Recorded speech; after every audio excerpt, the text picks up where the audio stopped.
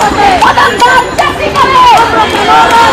প্রথম ধাপ চাকরি করে আমরা কেন রাজপথে দ্বিতীয় ধাপ চাকরি করে আমরা কেন রাজপথে তৃতীয় ধাপ চাকরি করে আমরা কেন রাজপথে ঢাকার কথা বিদ্যালয়ে আমরা কেন রাজপথে ঢাকার কথা বিদ্যালয়ে